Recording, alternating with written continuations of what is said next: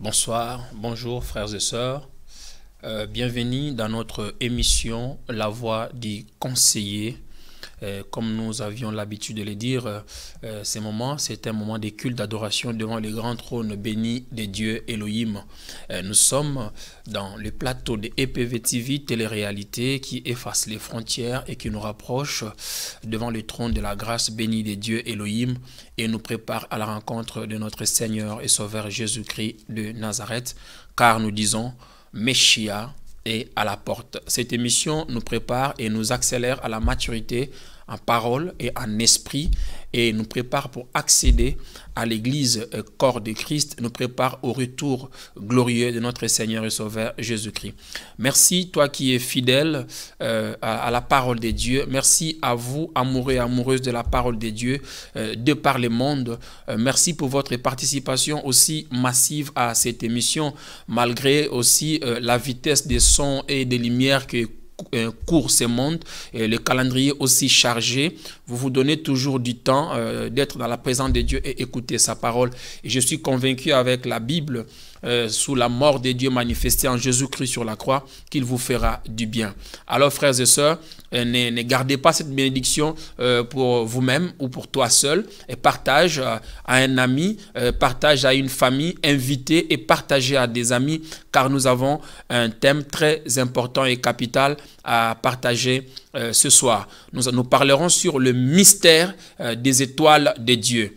Voyez-vous, le mystère des étoiles de Dieu. Alors, partage. Je te rassure que ton partage fait du bien à un frère, ton partage fait du bien à une sœur, fait du bien à une famille. Il y a juste de frères et sœurs, de familles qui entendent juste ton clic, juste ton partage pour lui faire de bien. Je reçois des appels de frères et sœurs de partout qui m'appellent. Ils sont bénis grâce à ce travail que toi et nous faisons ensemble. Nous perfectionnons de ça et en cela aussi, je suis sûr et certain que sur le trône de la grâce bénie de Dieu, le Seigneur aussi se souvient de nous. Alors, partagez, invitez des amis, rapprochez-vous et surtout, ne change pas de chaîne. Je rappelle aussi que l'émission se passe en direct sur Facebook, mais aussi en direct sur le box de EPV TV Télé-Réalité. Sur Google, vous tapez EPV TV Live et Direct et sur YouTube aussi EPV TV Live et Direct. Que le Seigneur vous bénisse. Alors, sans plus tarder, nous allons commencer notre thème d'aujourd'hui. Nous disons clairement que la Bible commence par Alpha et se termine par Oméga. Nous avons dit que Dieu est Alpha et il est Oméga. Et nous l'avions dit, entre Alpha et Oméga, vous et moi sommes au milieu, Emmanuel. Alors, nous l'avions dit, Emmanuel a laissé des prophéties qui doivent s'accomplir. Et parmi tant de prophéties qu'Emmanuel a laissées, il nous a prédit des signes qui caractérisent son retour. Alors, il y a un message qui doit être véhiculé en ces temps de fin de la grâce en rapport avec les signes d'Emmanuel. Parce que s'il y a aussi un grand événement que l'Église corps de Christ attend, c'est le retour de Messia pour établir son royaume glorieux. Là où il a dit, il n'y aura plus de larmes, il n'y aura pas de graissement de dents, où nous n'aurons même pas besoin de l'électricité naturelle, car la Bible dit dans l'Apocalypse, sa gloire même va éclairer la planète. Alors, nul n'ignore la réalité qui traverse la planète. Nous sommes au soir prophétique de l'histoire de l'humanité. Alors, le monde entier s'interroge de ce qui va arriver à notre planète, même l'Église. Voyez-vous, donc le signe de retour de notre Seigneur et Sauveur Jésus-Christ, cela ne va pas seulement se réaliser à l'église. Non, ce n'est pas seulement à l'église, parce que il y a les nations, il y a aussi l'aspect économique, il y a l'aspect politique. Si vous voulez, il y a trois aspects où les signes doivent s'accomplir. Nous avons Israël en tant que nation, Christ l'a parlé. Nous avons aussi l'église et nous avons le reste des nations. Donc, il a dit clairement, lorsque vous verrez l'olivier pousser ses branches, que ceux qui lisent les Écritures fassent attention. Donc, qu'ils avertissent l'église, qu'ils avertissent le peuple, qu'ils avertissent les nations, qu'ils sonnent de la trompette. Voyez-vous, et je vous ai donné une sonnette en larmes, un signe fort sur le retour de Jésus. Je vous ai dit, actuellement, Israël, en tant que gouvernement, a déjà acheté presque tous les matériaux nécessaires dans le vrai pour reconstruire le temple de Salomon. Voyez-vous, et il a dit aussi, lorsque vous verrez l'abomination de la désolation établie dans le Saint des Saints, que ceux qui lisent les Écritures fassent attention. C'est-à-dire quoi? Le diable ira jusqu'au trône même de l'église locale, je précise, et voire même prendre la direction de l'église locale, parce que je vous ai dit, dans les corps de Christ, Judas Iscariote n'a pas existé et n'existera jamais. Je vous l'ai dit encore, dans le corps de Christ, le diable n'a pas existé et il n'existera jamais. Mais dans l'église locale, dans l'ensemble de Jérusalem, Judas Iscariote était là, mais il n'a pas empêché Messia d'atteindre ses objectifs. Il n'a pas empêché notre Seigneur et Sauveur Jésus-Christ d'opérer de miracles. Alors, dans le reste aussi des nations, écoutez, dans Genèse, lorsque Adam et Ève ont péché, il a dit à la femme, sortira de toi une postérité qui écrasera l'ennemi, mais celui-ci lui mordira les talons. Alors que nous le savions tous, la morsure du serpent est mortelle. Je vous ai dit que le diable est un ennemi vaincu. Voyez-vous, le diable est un ennemi vaincu. Il marche avec une blessure mortelle. Sa tête est déjà ouvert. Voyez-vous, c'est pourquoi je vous ai dit, j'aime bien les références de la Bible dans les deux montagnes référentielles. Je vous ai dit, la Bible a deux montagnes référentielles parmi tant de montagnes aussi que cite la Bible. Nous avons le mont Sinaï où la loi a commencé et nous avons le mont Golgotha où Jésus a dit tout est accompli. Donc nous avons des descendances sur la terre. Nous l'avions dit dans nos émissions précédentes. Nous avons la descendance de vipère, du serpent, et nous avons la descendance de Messia, de Jésus-Christ. Voyez-vous, sortira de toi une postérité qui écrasera l'ennemi. Il y a des personnes sur la terre qui ne vont jamais se convertir. Peu importe, ils vont entendre l'évangile, mais ils ont été destinés en enfer. Jésus a été aussi clair. Il dit, personne ne vient à moi si ce n'est mon Père qui l'envoie vers moi. Voyez-vous? Donc, en cela, donc la prophétie sur le retour de Jésus-Christ va se matérialiser à ces trois fils d'Abraham. Donc, Abraham il y a l'héritage aussi, le troisième fils d'Abraham. Il n'a pas eu que Isaac, il y a eu Isaac, il y a eu Ismaël, il y a eu Isaac, et après la mort de Sarah, il s'est marié avec Ketura, il a eu aussi des enfants. Donc, nous avons l'Église, nous avons Israël et nous avons aussi le reste du monde. Donc, les nations. Dans les nations, il y a ceux qui vont se convertir, il y a ceux-là aussi qui ne vont jamais se convertir. La descendance, Jean-Baptiste a été clair. Dans Jean chapitre 3, le verset 17, il a dit, je précise, dans l'évangile de l'apôtre Jean, chapitre 3, le verset 17, mais là, à l'intérieur, ce n'est pas l'apôtre Jean qui parle, mais c'est le discours de Jean-Baptiste. Jean chapitre 3, le verset 10, il réprimande Israël sévèrement. Il dit, race de vipères, qui vous a appris à fuir la colère à venir, mais produisez donc le fruit d'œuvres dignes de la repentance. Donc, repentez-vous. Voyez-vous? Et par là, nous allons descendre dans notre thème d'aujourd'hui. Donc, nous devons comprendre l'ère que traverse l'Église. Voyez-vous, quand Jésus a envoyé des prophètes dans l'ancienne alliance, parce qu'il y avait un problème à régler sur la terre. Voyez-vous, il y avait le péché adamique. Donc, le péché d'Adam, depuis la désobéissance d'Adam et Ève à la deuxième alliance, donc après la chute, depuis leur désobéissance jusqu'au dernier prophète Jean, le Seigneur tentait toujours envoyé des prophètes dans l'objectif de retourner l'homme dans l'intention primaire, dans la vie d'abondance, de grâce. Voyez-vous, donc depuis ce temps-là, il y avait un problème à régler. Quand Dieu envoie des prophètes, lorsqu'il envoie la parole sur la terre, parce qu'il y a des problèmes à résoudre. Donc depuis ce temps-là, il y avait des liens de famille, il y avait des liens de maladie, parce que lorsqu'ils étaient dans l'Éden, il n'y avait pas de maladie, il n'y avait pas de mort. Lorsqu'ils sont sortis de là, nous avons vu Caïn a tué Abel. Et tout a commencé là. Je vous ai dit dans l'une de ces émissions, que tous les problèmes de la terre, des maladies, des liens, des problèmes, des crises, tout ce que nous vivons aujourd'hui a commencé avec une seule phrase. Voyez-vous, Ève prendra le fruit de cet arbre et il en mangea. Depuis ce temps-là, même la venue de l'Église est à cause de la chute d'Adam et Ève. Donc, toutes les prophéties qui sont venues par la suite, même la Bible est née en fonction de cet événement qui s'est produit à l'Éden. Et Jésus-Christ est venu, il est venu pour délivrer l'homme totalement de cet état de péché adamique. Voilà. Maintenant, en venant sur la terre, en tant que Alpha, le commencement, lorsqu'il est venu dans la dispensation d'Emmanuel, en tant que fils, il nous a délivrés sur l'œuvre totale, parfaite, complète et achevée sur la croix de Golgotha, mais il voyait le salut dans ses disciples. Il a transmis la continuité de la mission à ceux qui n'avaient pas encore cru, à ses disciples. Mais il a laissé aussi des signes. Il nous a promis qu'il va revenir. Voyez-vous, donc la mission principale de l'église locale et de l'église corps de Christ a passé par une vie d'abondance, si vous voulez, une vie meilleure sur terre, lorsque nous accédons à l'alliance de la croix. Mais l'objectif est d'avoir une vision de l'éternité, une toile de fond de l'éternité. Tout ce que nous pouvons prêcher, tout ce que nous pouvons enseigner dans la nouvelle alliance, je vous ai dit, nous commençons par l'Acte des Apôtres, jusqu'à la gare centrale, donc à la consommation au livre de l'Apocalypse. Donc tout ce que nous devons enseigner,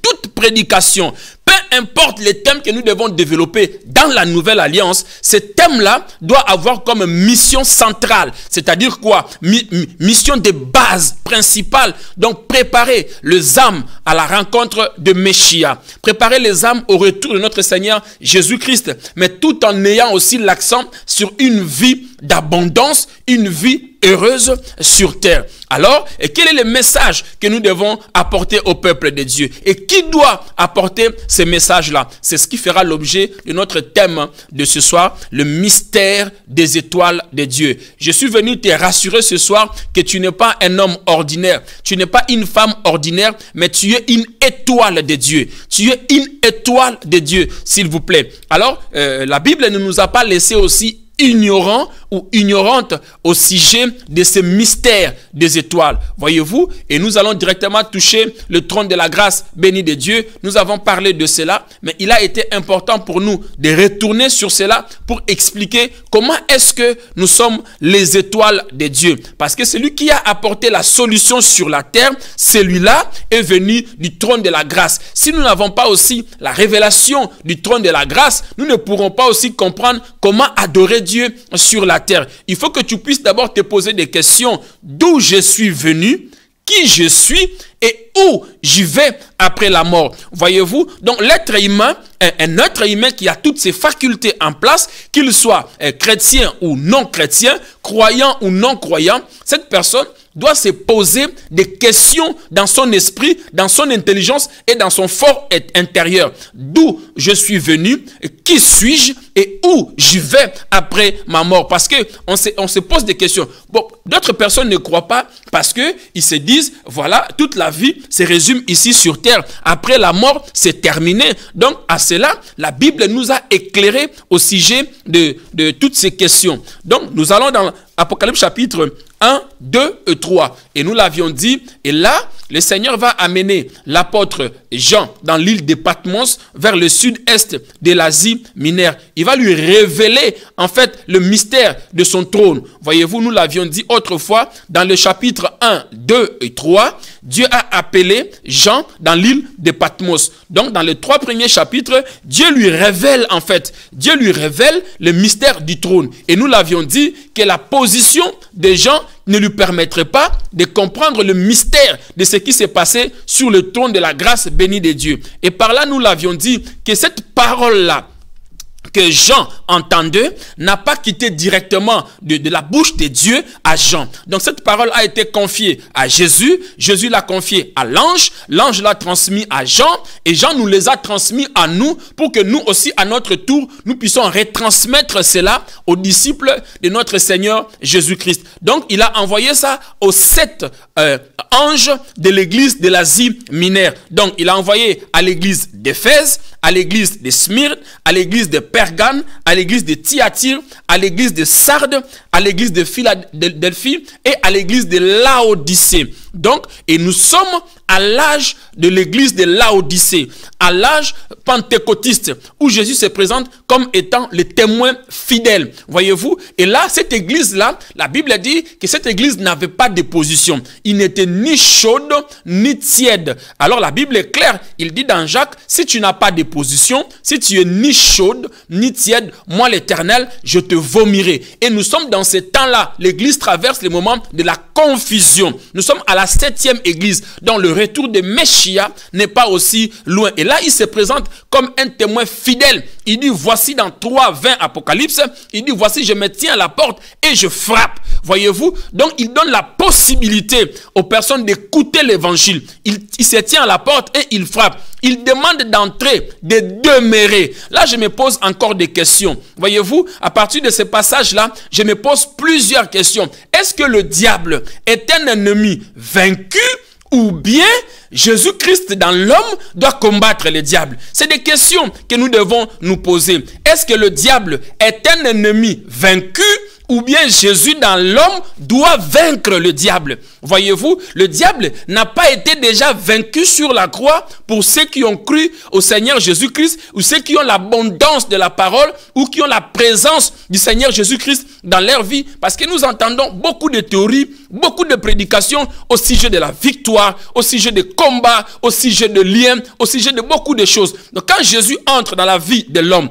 est-ce que c'est l'homme qui s'est converti, qui est devenu né de nouveau, qui doit vaincre le diable, ou bien Jésus dans l'homme a déjà vaincu le diable? Je me pose des questions. Est-ce que le diable est un ennemi vaincu, ou bien c'est quand tu acceptes Jésus que tu dois vaincre le diable? Ou bien nous sommes bénéficiaires de l'œuvre que Jésus a accomplie sur la croix, ou bien Jésus dans notre vie doit continuer l'œuvre de l'ennemi aux croyants? C'est la question que je me pose. Et je pense que Jésus a remporté la victoire sur l'ennemi. Jésus a écrasé la victoire, a écrasé l'ennemi sur la croix de Golgotha. C'est pourquoi je vous ai dit, j'aime beaucoup la Bible. Je vous ai dit, dans l'ancienne alliance, voyez-vous, Moïse a touché la queue du serpent, mais dans la nouvelle alliance, je vous l'ai dit 1000 fois, que la tête du serpent a été écrasée. Voyez-vous, donc,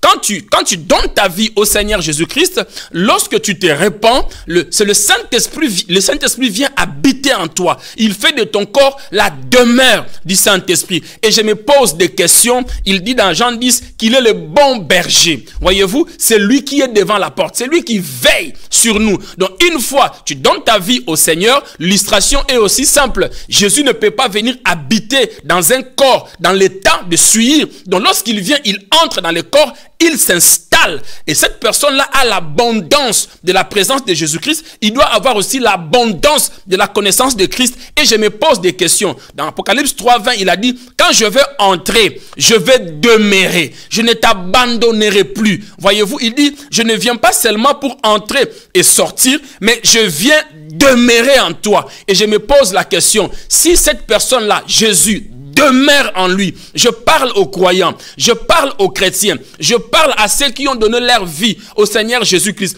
Maintenant, le problème se pose à ce stade-là. Le jour où tu as donné ta vie au Seigneur Jésus-Christ, le jour où le Saint-Esprit est venu habiter en toi, on appelle ce moment-là la rémission du péché. Voyez-vous, ton ancienne nature, tu le cloues sur la croix et par le baptême du Saint-Esprit, tu accèdes à l'église corps de Christ. Voyez-vous, la repentance, la pratique d'œuvre digne de la repentance, le baptême d'eau et de l'esprit, tu deviens participant de souffrance et de la victoire de Jésus-Christ. Par là, nous pouvons dire, voici un frère à Christ, voici une sœur en Christ, et tu es né de nouveau. Donc tu quittes la nature humaine, tu atteins la nature de fils de Dieu ou de fille de Dieu. Donc tu atteins la nature de la divinité. C'est pourquoi l'ange avait compris la position des gens. Vers la fin du chapitre 3, l'ange a compris que la position des gens n'allait pas lui permettre de voir le surnaturel, de comprendre le surnaturel. Avant de chasser sur la terre, avant de combattre sur la terre, avant d'avoir la prospérité sur la terre, tu dois d'abord avoir la révélation de comment les choses se passent sur le trône de Dieu. Malheureusement, et je dirais malheureusement, nous combattons, malheureusement, nous cherchons la prospérité, et toutes ces personnes-là qui viennent dans l'église corps de Christ, ces personnes-là, ils viennent parce qu'ils ont des problèmes sociaux. Tous les problèmes qu'on règle dans l'église, le sorcier m'a combattu, je ne me marie pas, ma santé ne va pas bien. Toutes ces choses-là, ce sont des problèmes sociaux qui est lié dans la réalité de ce qu'on voit physiquement. Mais la racine est l'esprit, la racine est l'intérieur. Or, pour que l'esprit soit guéri, l'homme intérieur, on ne le restaure pas. On ne le fait pas les cures d'âme. L'homme intérieur, on ne le traite pas. Cet homme-là, on ne l'analyse pas. Cet homme-là s'écrase, il meurt, l'ancienne nature meurt, le Saint-Esprit prend la totalité de la place dans l'homme. Alors là, Jean a compris que Jean était à un niveau inférieur. Il a dit à Jean dans le chapitre 4, monte, voyez-vous, monte. Et Jean a dit, je suis ravi par l'Esprit et l'Esprit m'a fait monter plus haut. Et lorsqu'il est monté, c'est quand seulement tu quittes la nature humaine, la nature charnelle, la dimension homme et que tu atteignes la dimension de la nouvelle naissance, la dimension de fils de Dieu. C'est là seulement, là-bas, le diable ne pouvait pas toucher à Jean. Il ne pouvait pas mettre sa main sur Jean. Voyez-vous, parce que là, pour participer au culte qui est sur le trône de la grâce bénie de Dieu et bénéficier du trésor des mystères du trône de Dieu, il faut que tu quittes la nature homme et que tu atteignes la nature des êtres surnaturels. Je veux te rassurer aujourd'hui, toi qui pars au ministère des combats, toi qui chasses les démons, toi qui vois les démons partout, je veux te rassurer de quelque chose aujourd'hui. Il y a plusieurs sortes d'êtres. Il n'y a pas que seulement les êtres humains. Il y a des animaux, il y a les êtres humains et il y a les êtres surnaturels. Voyez-vous, il y a des êtres surnaturels. Jean devrait se revêtir des corps de ce qui se trouve sur le trône de la grâce de Dieu, afin de participer au culte de ce qui se passe sur le trône de la grâce. C'est pourquoi l'ange lui a dit, monte. Voyez-vous, dès qu'il est monté, l'esprit l'a saisi, il a été ravi par l'esprit. Qu'est-ce qui s'est passé? Il a quitté le corps naturel et il a atteint la divinité de Dieu. C'est ce qui se passe lorsque tu deviens enfant de Dieu. Donc tu quittes la nature humaine, tu deviens l'esprit de Dieu. L'esprit de Dieu s'est revêtu de toi. Tu deviens enfant de Dieu. Et Jésus-Christ dira à Nicodème aussi une parole aussi puissante. Il dit, la nouvelle naissance, c'est comme le vent. On ne sait d'où est-ce qu'il vient, on entend le bruit et on ne sait pas où est-ce qu'il va. Donc personne ne peut saisir le vent. Voyez-vous, faites une expérience, sortez attraper le vent. Vous ne pouvez pas l'attraper, s'il vous plaît, parce que nous entendons beaucoup de discours. Tu es soldat, tu es militaire, il y a plusieurs trucs dans l'armée, il faut avoir ceci, il faut avoir cela, il faut entrer ceci, sortir par là, fais ceci, fais cela. Écoute-moi, la Bible dit, l'apôtre Paul qui a parlé sur les armes spirituelles, dans la conclusion de son verset, dans Éphésiens chapitre 6, vers le verset 21, il dit, priez pour moi en tant qu'ambassadeur. Voyez-vous, en tant qu'ambassadeur, on ne s'arrête pas seulement dans un verset, on ne s'arrête pas seulement dans les armes, mais il a relaté quelque chose, et là, il a envoyé son message dans des croyants qui n'étaient pas des juifs de souche. Je vous ai dit, c'était le pays de la Turquie, les provinces qui se sont rassemblées, qui ont formé la Turquie actuelle. C'était des païens, voyez-vous, qui ont cru au Seigneur Jésus-Christ. Et il les a appris comment est-ce qu'ils peuvent évoluer dans les combats de la foi, dans la conclusion des armes spirituelles. Il dit, priez pour moi en tant qu'ambassadeur de l'évangile, pour que je puisse annoncer la parole de Dieu avec autorité. Or, un ambassadeur dans un État, je vous informe, la présence de l'ambassade dans un État, c'est pour régir les accords pacifiques entre deux États.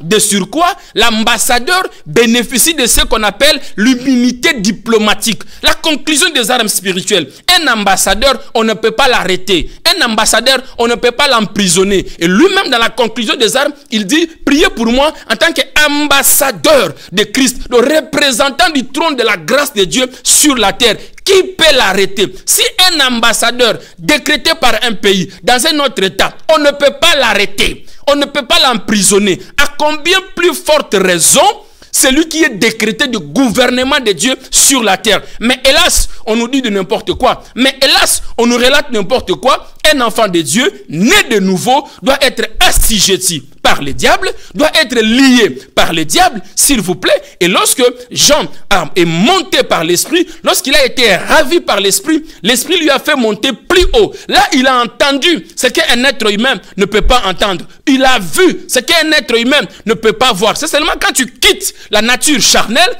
quand tu quittes la dimension homme, tu atteins la dimension Dieu. C'est là seulement que tu peux entendre ce que d'autres ne peuvent pas entendre. Tu peux voir ce que les autres ne peuvent pas voir. La Bible dit, je vous l'ai dit ici, il a vu une pierre qui était sur le trône. Il a vu un trône. Et je l'ai dit ici que le trône n'était pas aussi une chaise, mais un siège, le conseil de Dieu. Seulement une personne qui a quitté le trône peut avoir la révélation des choses qui se passent sur la terre. Seulement une personne qui a goûté au surnaturel peut faire descendre les choses du trône de Dieu sur la terre. S'il vous plaît, voyez-vous, c'est là, lorsque Dieu lui a amené sur le trône, il a vu quelque chose qui avait la forme de la pierre de Japs ou la pierre de Sardoine, et nous l'avions révélé que dans les habits d'Aaron, il y avait deux pierres. Il y avait la pierre de Japs et la pierre de Sardoine sur les épaules d'habits d'Aaron, et nous l'avions dit, la pierre de Japs, c'était Ruben, Sardoine, c'était Benjamin, Dieu en relation avec son peuple. Je vais paraphraser, et là encore, il a vu les éclairs qui sortaient sur le trône,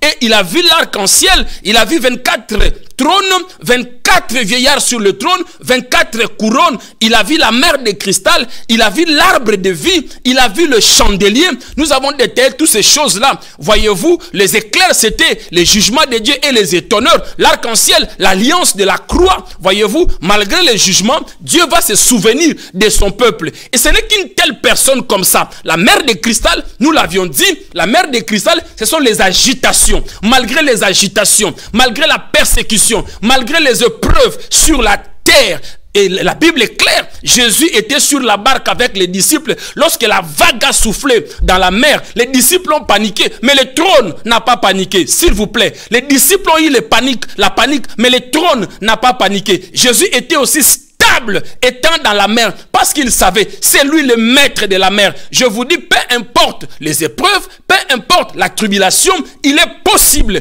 en tant qu'enfant de Dieu. Le problème ne se trouve pas dans les liens de famille. Le problème ne se trouve pas dans les problèmes que tu traverses. Le problème se trouve dans la nature. Qui es-tu face à ton problème? C'est là où se trouve le problème. C'est pourquoi je t'appelle, tu es une étoile de Dieu. Voyez-vous, tu es une étoile de Dieu. Voyez-vous, tu es une étoile. Le problème, ce n'est pas la situation qui est devant toi. Nous, en tant que serviteurs de Dieu, en tant que prédicateurs de la nouvelle alliance, lorsqu'une personne nous approche avec un cas, avec un problème, la première des choses, nous devons identifier la personne qui est en face de moi. Est-il un païen ou est-il une chrétienne? Pourquoi il vit telle ou elle vit telle chose alors qu'elle est chrétienne? C'est là il faut vérifier. Tout commence par le salut. Lorsque tu donnes ta vie au Seigneur, la nature que tu as, c'est là maintenant il faut garder cette nature, maintenir cette nature, grandir en parole et en esprit. Voyez-vous? Et c'est là que tu accèdes au trésor de Dieu. C'est là que tu accèdes aux héritages de Dieu. Mais malheureusement, ceux qui viennent à l'église, ils ont des problèmes.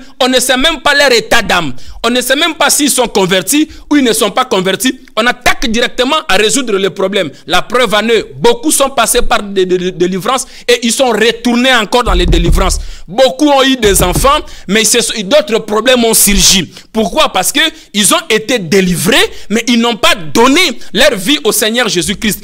On peut amener quelqu'un, le Seigneur est puissant. On va prier pour cette personne. La maladie va partir, il va se marier, il aura tout. Mais si cette personne n'est pas convertie, il va revenir avec un autre problème. Voyez-vous? Et là maintenant, Jean a vu le trône de Dieu. Et il a dit, vers la fin du chapitre 4, il a dit, il a vu les 4 êtres vivants, parce que ce n'est pas notre message du jour, et le 24 vieillard s'est prosterné devant le trône. Voyez-vous, il s'est prosterné. Le chandelier, c'est l'esprit de Dieu, et il s'est prosterné. La mer de cristal, c'était les agitations, mais le trône était stable. L'arbre de vie, c'était lui-même. Mais les 4 êtres vivants et le 24 vieillard s'est prosterné sur le trône, et ils adoraient celui qui est assis sur le trône. Ils disent Saint, Saint, Saint est l'Éternel. Or, c'est ce Saint-là qui habite dans l'homme. Là-bas au ciel, je vous ai dit, on ne chasse pas les démons. Là-bas, on ne prie pas pour les mariages. Là-bas, on ne prie pas pour les liens. Là-bas, on ne délivre pas. C'est à ce trône-là que nous appartenons. C'est à ce trône-là que nous adorons. S'il vous plaît, la Bible est noire sur blanc. Et avant d'accéder à ce trône, malheureusement, sur la terre, nous accédons à ce trône-là tout en gardant notre nature physique, notre nature charnelle. Voyez-vous, c'est là où se trouve le problème. Les gens s'approchent du trône tout en gardant leur nature païenne. C'est là où se trouve le problème. Nous devons révéler les choses clairement. Voyez-vous, et lorsqu'ils se prosternent sur le trône de la grâce, ils disent Saint, Saint, Saint. Saint, Saint, Saint est sa personne. Donc cela veut dire quoi? Jésus dira dans la prière de notre Père, que ta volonté soit faite sur la terre comme dans les cieux. Maintenant, la volonté de Dieu sur la terre comme dans les cieux, et que les êtres qui doivent adorer ce trône-là doivent ressembler aux êtres qui se trouvent sur ce trône. Sinon, tu ne pourras pas adorer. C'est pourquoi il a dit aux disciples que lorsque vous priez, dites notre Père. C'est-à-dire quoi? Avant de devenir fils, il faut avoir la nature du Père. Voyez-vous, avant de prier, d'adorer, il faut avoir la nature du Père sur la terre. Et nous voyons ça clairement dans la Bible. L'histoire commence par l'appel d'Abraham. Voyez-vous, les étoiles, nous sommes des étoiles. Et une étoile, on ne peut pas lier une étoile. On ne peut pas enfermer une étoile. Et les scientifiques même ignorent l'origine de l'étoile. Ils ignorent l'origine de l'étoile. On dit l'astre céleste. Regarde la définition. L'astre céleste qui produit sa propre lumière. Ils ignorent même l'intensité et la capacité de cette lumière. Dieu va appeler Abraham. Abraham aura Isaac. Isaac aura aussi à son tour Jacob et Esaü. Et nous voyons clairement qu'Abraham était une étoile. Lorsque Dieu a appelé Abraham, lorsqu'il a obéi, lorsqu'il est sorti, ce n'est pas là notre problème. Nous sommes dans l'aspect évangélique. Lorsqu'il est sorti, quelque part, la Bible dit, Dieu a dit à Abraham, après avoir séparé Abraham avec Lot, il a dit, lève les yeux. Voyez-vous, il dit, lève les yeux. Et lorsqu'il a levé les yeux, il a dit, ta descendance sera plus grande comme les étoiles des cieux et le sable de la mer. Voyez-vous, il y a 2 descendances. Je vous ai dit ici, tu n'es pas poussière, tu ne retourneras pas dans la poussière. Que personne ne fasse cette prière-là, même à ta mort. Voyez-vous, tu n'es pas poussière, tu ne retourneras pas dans la poussière. Parce que Dieu lui a révélé 2 descendances. Il a dit, ta descendance sera comme les étoiles des cieux et le sable de la mer. Celui qui est de la terre retournera à la terre. Pour la naissance d'Ismaël, il a fallu que Sarah donne la proposition à Abraham. La proposition et la solution est venue terrestre. Voyez-vous, terrestre. C'est pourquoi même, lorsque Agar et Ismaël devraient partir, on les a envoyés où? Dans les déserts. Ils étaient des poussières. Dans les déserts. Voyez-vous, et là-bas, Dieu va se révéler à eux. Il va lui dire, la main de tous sera contre toi et toi contre tous. On ferme l'aspect prophétique. Ce n'est pas notre message. Donc, on lui a envoyé dans les déserts. Donc, la descendance, le désert, le sable, c'était aussi nombreux. Voyez-vous, mais pour Isaac, je vais te dire que tu n'es pas la descendance d'Ismaël.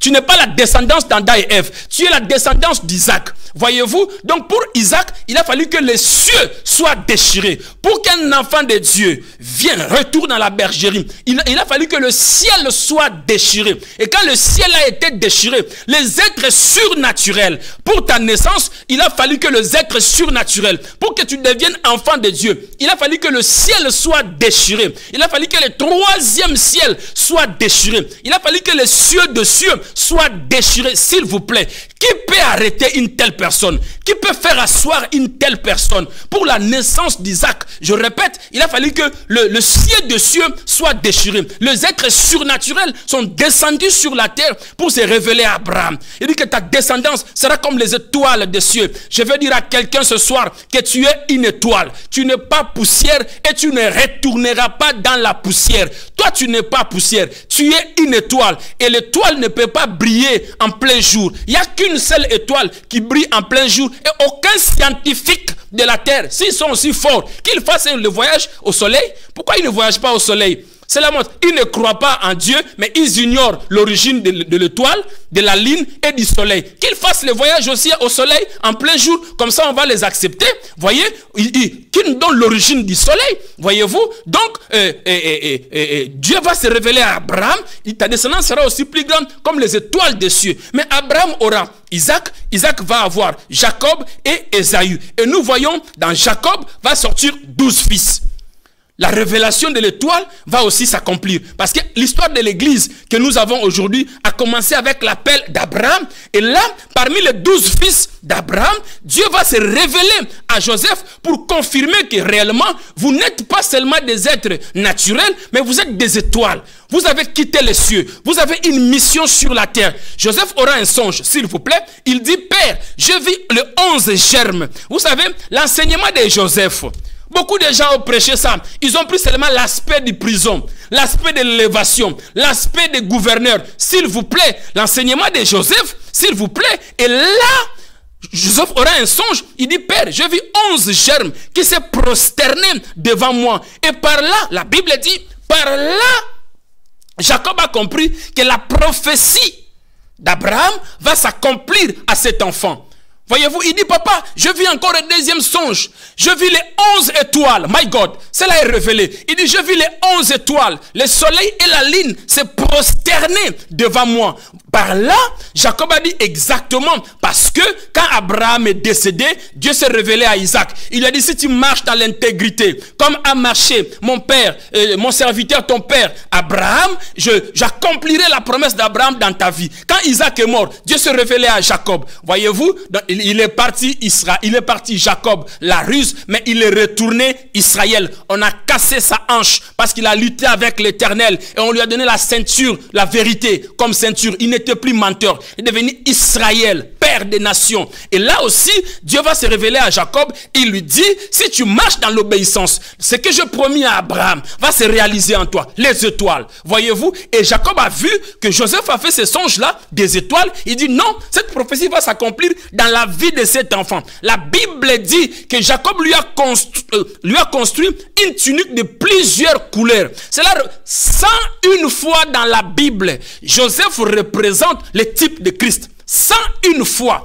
Il a été beaucoup aimé de Jacob. Jésus a été beaucoup aimé de son père. Jésus est venu avec deux tuniques. Une tunique intérieure, une tunique extérieure. Et Jacob aussi a construit une tunique de plusieurs couleurs. Alors que Joseph a reçu le songe qu'il était l'étoile. Je vais te dire quelque chose. Dans la famille, il y a toujours des étoiles.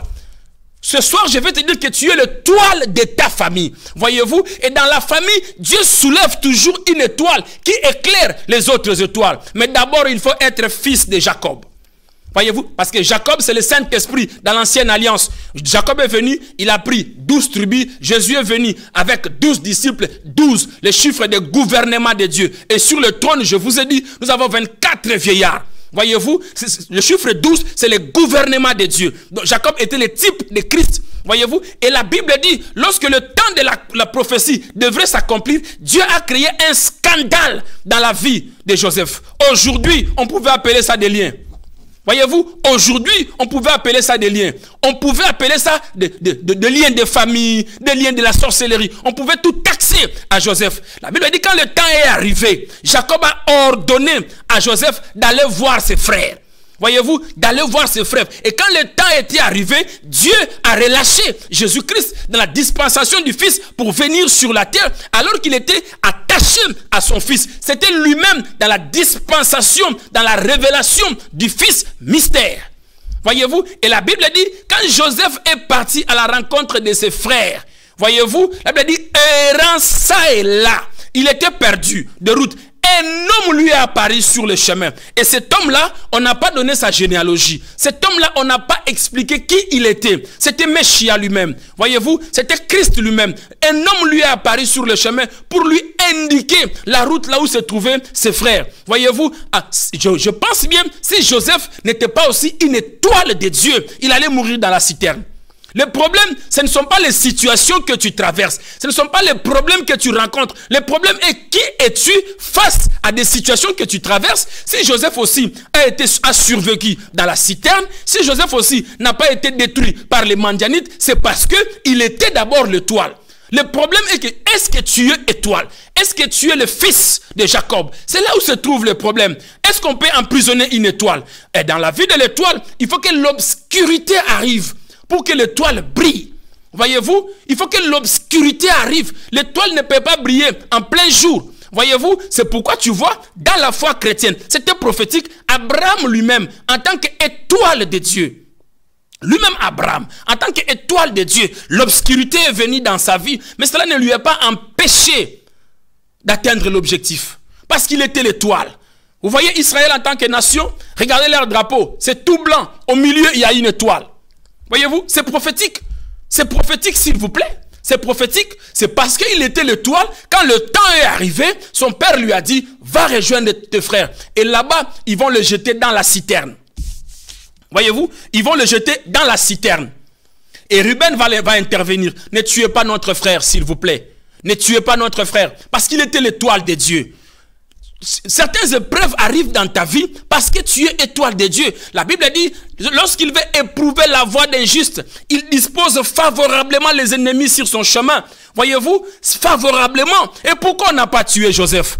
Pourquoi on ne l'a pas détruit? Parce qu'il était l'étoile. Il pouvait bien le détruire dans la citerne. Pourquoi? Parce qu'il était l'étoile de Dieu. Personne ne pouvait le détruire sans que la prophétie de Dieu ne puisse s'accomplir dans sa vie. Voyez-vous, Ruben va l'épargner. Ils ont dit, enlevons cette tunique-là, remplissons ça du sang de l'animal et envoyez ça à notre père Jacob. Waouh, très prophétique. Il dit, enlevez la tunique. Alors que Jésus, avant de monter sur la croix, il a fallu qu'on enlève la tunique, qu'on le tire au sort. Or, dans la loi de Moïse, c'est ceux qui crucifiaient le crucifix avaient le droit de distribuer, de partager le bien du crucifix. Voyez-vous, ils avaient le plein droit de partager le bien du crucifix. Ils ont partagé la première tunique à 4 morceaux, mais la tunique intérieure, la Bible dit, ils ne l'ont pas partagée. Ils ont dit, ça coûte, c'est précieux, ça a de la valeur, tirons au sort. Voyez, tirons ça au sort. Et celui qui va gagner, on va lui remettre ça. Et ce n'est pas notre message d'aujourd'hui. Ils ont tiré au sort. Ils ont confié ça à quelqu'un. Il a amené ça quelque part. On ferme la parenthèse. Voyez-vous, et Joseph aussi c'était pareil. On a enlevé la tunique, on a rempli du sang la tunique et on a retourné ça à Jacob. My God.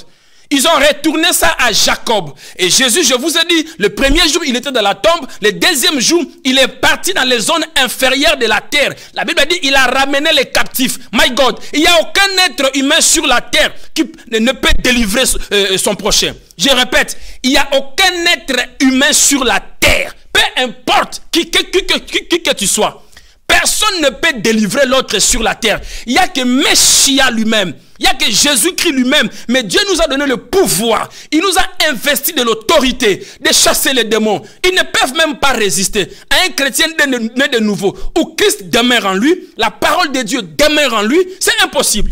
Pratiquement impossible. J'étais dans la citerne. Lorsqu'il est sorti de la citerne, on lui a vendu chez les Madianites. Voyez-vous? Et les Madianites lui ont vendu chez Potiphar. Voyez-vous? Qu'est-ce qui a fait que Joseph n'a pas succombé chez Potiphar? Parce qu'il était l'étoile de Dieu. J'espère que s'il n'était pas l'étoile, il allait tomber avec la femme de Potiphar. Le problème, ce n'est pas ça. Ce n'est pas le preuve de la femme de Potiphar. Mais le problème, c'est la nature de Joseph face à la femme Potiphar.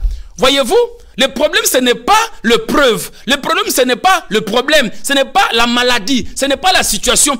Qui es-tu face à ta maladie? Je vous ai dit ici que les Israélites, ils ont appelé Goliath géant, mais David n'a pas appelé Goliath géant. Il a dit, quel est cet incirconcis qui insulte les dieux d'Israël? Donc, ce qui a fait que Joseph a surmonté le preuve devant la femme. Aujourd'hui, on allait dire quoi? Si Joseph était dans la maison de Potiphar, on allait dire quoi? C'est le lien de l'impudicité. Voyez-vous, on a dit que c'est le lion de l'adultère. Voyez-vous, alors que Joseph a vaincu la femme de Potiphar à cause de sa nature. Parce qu'il était israélite de souche. Et cela n'était pas de sa culture. On ne veut pas enseigner les gens la sainteté, mais on veut enseigner les gens les interdits de la sainteté. S'il vous plaît, les interdits de la sainteté n'est pas la sainteté. Parce que la sainteté, c'est une personne qui doit vivre dans l'homme. Voyez-vous, c'est une personne qui doit faire alliance, qui doit pacter avec la personne. Écoutez-moi, l'adoration, la foi chrétienne, je le répète, on ne parle pas de combat spirituel, on parle du combat de la foi. La foi chrétienne, c'est une vie de relation. L'adoration, c'est une respiration, c'est une vie. Voyez-vous, tu reçois la vie d'abondance, la vie éternelle. Quand cette vie s'arrête, c'est terminé.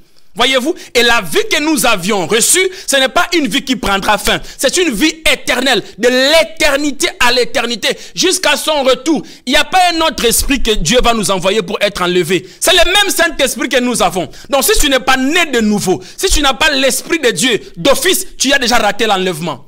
Tu as déjà raté l'enlèvement. Il n'y aura pas un second esprit qui va venir pour nous amener. Non, c'est seulement nos corps qui vont se transformer à l'ordre de Messia lui-même. Mais le Saint-Esprit que tu reçois depuis le jour où tu as donné ta vie au Seigneur, c'est le Saint-Esprit-là qui t'accompagne dans ta vie. Et jusqu'au retour de notre Seigneur Jésus-Christ. Et là, nous voyons clairement, nous sommes dans l'ancienne alliance. Même dans la nouvelle alliance, nous le voyons. Joseph a survécu.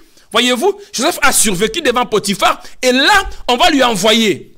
On pouvait dire que Joseph avait des liens de famille qui le poursuivaient. Comment Dieu se révèle en lui? Dieu lui dit, tu es une étoile. Parce qu'on a entendu des discours que Joseph, il était fils d'Abraham, mais voilà, il a eu des épreuves, il y a eu des liens, avant d'atteindre sa destinée, il y a eu trop de problèmes qu'il a survécu dans sa vie. Loin de là, s'il vous plaît, loin de là, le problème est qu'il était une étoile. Il était une étoile.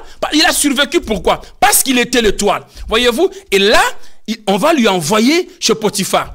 Or, c'était dans la destinée de Dieu pour que son étoile brille. Le problème, ce ne sont pas les épreuves, l'école de Dieu que tu traverses. Le problème est que, oui, je ne me marie pas. Oui, je suis malade. Oui, j'ai des problèmes.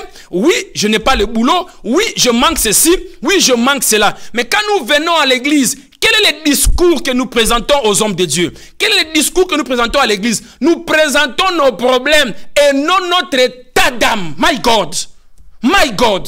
Lorsque nous venons à l'église, les requêtes que nous présentons, prêtez l'oreille à l'intercession. Vous allez écouter. Les gens présentent leurs problèmes socio-politico-économiques, mais ils ne présentent pas leur état d'âme. Leur état d'âme.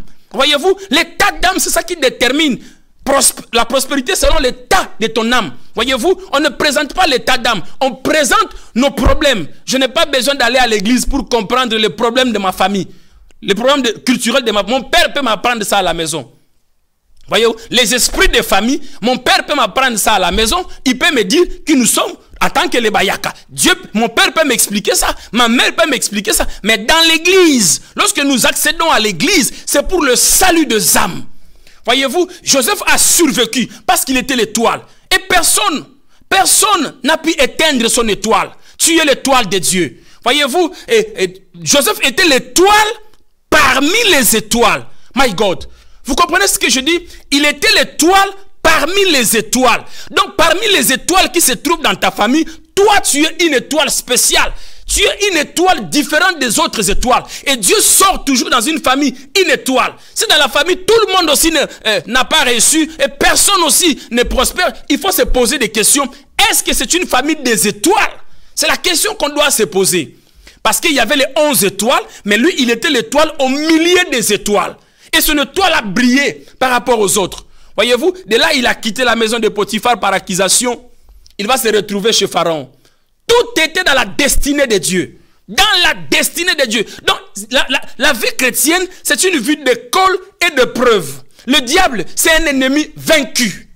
Le diable, c'est un ennemi vaincu. Et quand Jésus entre dans la vie de l'homme, il trouve cet homme-là avec tous les problèmes, s'il vous plaît. Tous les liens d'Adam et Ève. S'il vous plaît, nous devons expliquer qu'est-ce qui se passe avant que la personne devienne étoile. Qu'est-ce qui s'est passé quand Jean est monté plus haut, lorsqu'il a atteint la dimension Dieu et il a vu le trône. S'il vous plaît, qu'est-ce qui s'est passé?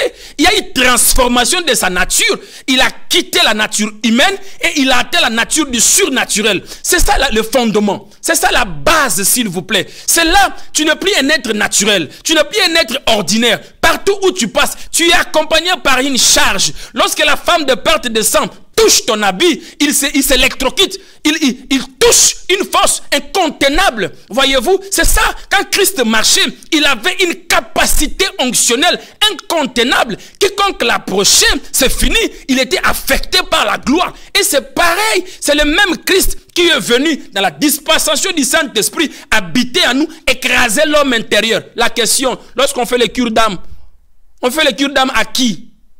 Celui qui est né de nouveau, on dit il a eu le baptême du Saint-Esprit. L'homme intérieur est écrasé. Donc, le Saint-Esprit, on va faire le cure d'âme au Saint-Esprit, à Jésus-Christ qui est dedans, ou bien à qui? Parce que nous supposons que la personne, sa vie ne marche pas parce que l'intérieur n'est pas bon. Or, l'homme intérieur, c'est le cœur, c'est la pensée, c'est le vieil homme. On dit cet homme-là, il s'écrase. Tu deviens une autre personne. Maintenant, le cure d'âme, on le fait à qui? On délivre qui? On chasse qui? Le Saint-Esprit, Jésus-Christ, ou bien qui? S'il vous plaît. C'est ce que nous devons révéler à l'église. Nous devons devenir les enfants de Dieu, la nouvelle naissance. Et quand tu as la nouvelle naissance, il y a les avantages. Nous avons transformé le bénéfice de la croix, les acquis de la croix aux promesses. S'il vous plaît, demandez et vous receviez. Ce n'est pas une promesse, c'est une affirmation. Ce n'est pas une promesse, c'est une affirmation. Senga okozwa. Donc la chose est là. Si la chose n'existait pas, il n'allait pas dire demander. Mais il y a trois choses. Il y a demander, il y a recevoir, mais la disposition du recevoir, nous n'avons pas ça. Il y a trois éléments dans ces versets. Il y a demander et il y a recevoir. Mais la disposition du recevoir, la chose est là. Toutes les réponses que nous prions au trône, il y a déjà des réponses sur la terre. Quand tu pries pour la voiture, il y a des entreprises qui fabriquent des voitures. Quand tu pries pour des maisons, il y a des maisons déjà construites. Tout est déjà sur la terre. Tout est là. Mais tu n'es pas dans les bonnes dispositions pour recevoir. Quand tu cherches un mariage, il y a déjà un homme qui est là pour toi. Demandez, vous recevrez. Mais il faut avoir la disposition du recevoir. Là-bas, c'est chez Potiphar, il va avoir aussi, le preuve va s'agrandir et Potiphar, Dieu va l'établir sur la responsabilité de l'Égypte. Ce n'est pas notre thème d'aujourd'hui. Voyez-vous, donc le fait qu'il était l'étoile n'a pas fait de lui un homme pauvre. Ce n'est pas parce que nous prêchons sur la nouvelle naissance, sur la disposition que nous serons de pauvres. Il était gouverneur de l'Égypte, mais il n'a pas perdu sa nature de l'étoile, malgré le rang qu'il occupait à l'Égypte. Voyez-vous, malgré la position qu'il occupait à l'Égypte, quand tu es un être étoile, partout où tu passes, tu brilles. Partout où tu passes, tu brilles. Et dans la nouvelle alliance, dans Matthieu chapitre 2, le verset 1 à 2, nous voyons clairement, nous quittons l'ancienne alliance, nous venons de la nouvelle alliance. Voyez-vous, la Bible dit, quand Jésus-Christ est venu sur la terre, l'étoile a apparu dans les cieux. Je veux te dire que tu es la descendance de l'étoile. Tu es l'étoile de Dieu. Tu n'es pas n'importe qui. Personne ne peut te lier, à moins que tu sois encore païen. Ou bien ta nouvelle naissance, c'est une nouvelle naissance fabriquée. Tu n'es pas réellement né de nouveau. Et dans ça, regardez les pratiques. Acheter l'huile, acheter l'eau, donner l'argent. Tout ministère de délivrance, avant que tu passes à la délivrance, il y a toujours le sacrifice. Il y a toujours les actions de grâce en termes monétaires, en termes matériels. Et qu'est-ce que Jésus a fait sur la croix? La Bible dit, lorsqu'il est venu, l'étoile est apparue dans les cieux. L'étoile est apparue et les mages sont sortis parce que Hérode a appris qu'il y a un roi qui est né à Bethléem de Juda. Il a dit vérifiez les annales. Il a appelé les scribes. Il dit vérifiez. Quelque chose a été dit au sujet d'un roi. Je vois une étoile. Quand les mages sont sortis, s'il vous plaît, il y avait plusieurs étoiles dans les cieux parce qu'ils sont sortis la nuit. Voyez-vous, il y avait plusieurs étoiles dans les cieux, mais les mages aussi identifiaient l'étoile de Jésus à la différence des autres étoiles. My God. Voyez-vous, ils ont identifié, tu es une étoile différente des autres étoiles. Ils ont pu identifier l'étoile de Jésus. Et sur la prophétie du retour de Jésus-Christ, la Bible dit, lorsqu'il va revenir, le soleil ne donnera plus son éclat, la lune ne donnera plus son éclat, les étoiles disparaîtront. Voyez-vous, on dit les étoiles disparaîtront prophétiquement sur l'enlèvement. Personne ne détruit une étoile. Et quand l'étoile disparaît, personne ne sait son origine. Même le plus grand scientifique de la Terre. Je vous donne la définition scientifique de l'étoile. On dit c'est l'astre céleste qui produit sa propre lumière. L'astre céleste qui produit sa propre lumière. Tu es une étoile. Tu as une étoile, tu as une lumière qui rejaillit en toi. Tu as une onction divine qui rejaillit en toi. Il dit, l'astre lumineux qui produit sa propre lumière. Lorsqu'il est né, les mages ont suivi. Et dans l'église, seuls les mages dans l'église peuvent détecter l'homme étoile qui est devant la chair.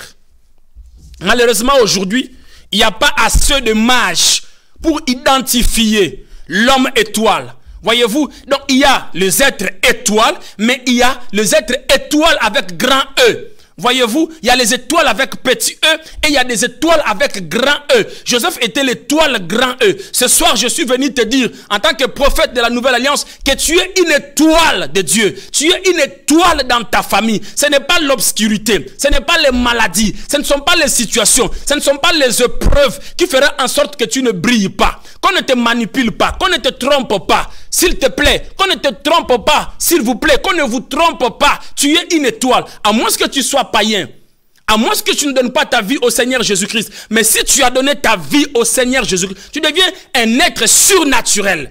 Surnaturel. Il y a une force qui habite en toi. Je me pose la question. Celui qui est en Christ, Christ est en lui. Il a l'abondance de la parole. Qu'est-ce que nous devons faire? Enseigner aux enfants de Dieu comment est-ce que Christ doit habiter, demeurer, et comment est-ce qu'il doit avoir l'abondance de la parole, l'abondance du Saint-Esprit pour que le diable s'éloigne. Vous savez, un chrétien peut vivre une période sans le diable. Résistez-le avec une foi ferme et il fuira loin de vous. La poudre escampette, la distance. Mais aujourd'hui, le diable n'est pas loin. Il est toujours autour de moi. Les cafards, les diables. Je ne me marie pas, les diables. Comment aussi un homme qui est appelé par Dieu doit prendre 45 minutes, parler que des démons, diable, diable, diable, diable. Et à la fin, il parle de Jésus dans 5 minutes. S'il vous plaît, nous devons révéler la parole de Dieu. Quand quelqu'un donne sa vie au Seigneur, il devient saint automatiquement, selon les Écritures. Il devient saint. 2 Corinthiens 5, 17. Voyez-vous, Jean chapitre 1 et 13, il devient saint. Maintenant, comment garder cette sainteté? Il faut que l'homme étoile, qui est sur la chair, qui enseigne les autres, disciple étoile, doit lui révéler comment garder, pas la délivrance. La délivrance, il l'a déjà. Quand il s'est converti, le vieil homme tombe, la vieille nature tombe. Maintenant, comment garder cette nouvelle nature-là? Par l'abondance de la parole. Par l'abondance de la parole et une vie de prière autour de la paternité, des relations et de communion avec Christ, et tu deviens une étoile, tu brilles. Là tu vas briller, vouloir ou pas tu vas briller. Jésus-Christ l'a révélé aussi dans la Nouvelle Alliance, lors de sa naissance. Je vais te dire, le jour où tu es né, il y a une étoile qui est apparue dans les cieux.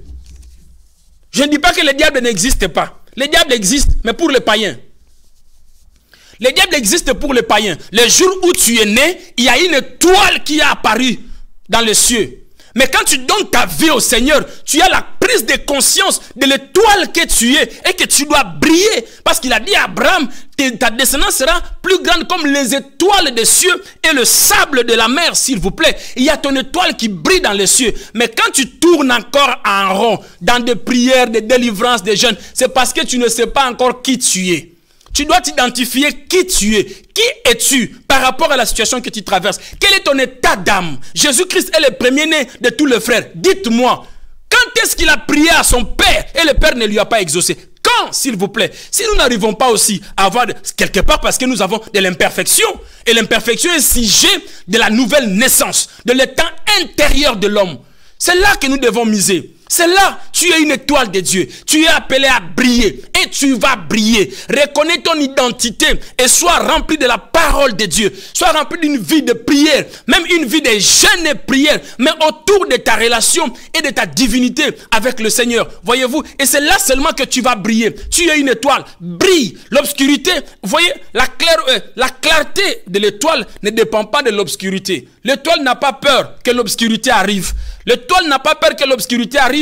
Il est là tranquille. L'obscurité. D'ailleurs, l'obscurité permet à l'étoile de briller. Il a dit à Moïse, j'endurcirai le cœur de Pharaon. Voyez-vous, pour faire éclater ma gloire. Si tu es enfant de Dieu, pourquoi Dieu a endurci le cœur de Goliath? Pour que la gloire de Dieu s'éclate au travers David. Voyez-vous, il a dit, je vais endurcir le cœur de Pharaon. Pour que toi, Moïse, tu te rassures. Voyez-vous, tu te rassures que je suis avec toi. Je vais endurcir son cœur. Mais toi, reste ferme. Obéis aux préceptes. Obéis aux consignes. Frappe quand je te te dit de frapper, jette les bâtons. Quand de jeter les bâtons, parce que Moïse avait une nature. Quand il est parti, il avait une autre nature. Quand il est retourné, c'était une autre personne. Dans la foi chrétienne, c'est ça. Tu avais une autre nature et tu accèdes à une autre nature. Là-bas sur le trône, le diable ne peut pas arriver. Et c'est pareil, un adorateur, c'est celui qui dort au ciel et qui descend le matin. Le diable va te trouver où?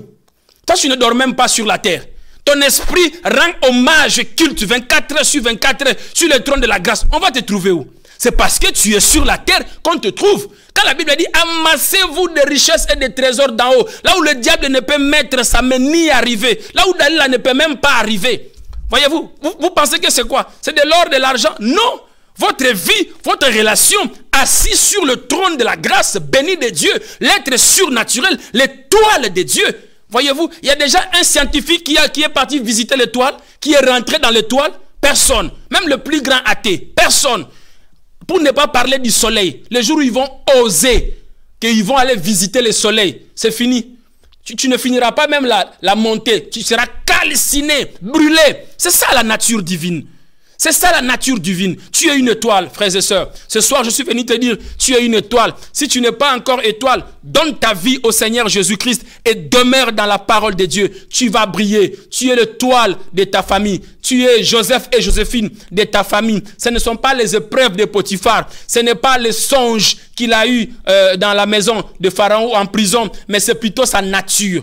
C'est sa nature qui a fait qu'il soit gouverneur. C'est ce qu'il était. Ce que tu es en Christ. C'est ça qui déterminera ta prospérité sur la terre et ton héritage au royaume de Dieu. Que le Seigneur vous bénisse. C'était le message de ce soir. Partagez ça avec des amis. Ne gardez pas pour vous-même. Que Dieu vous bénisse.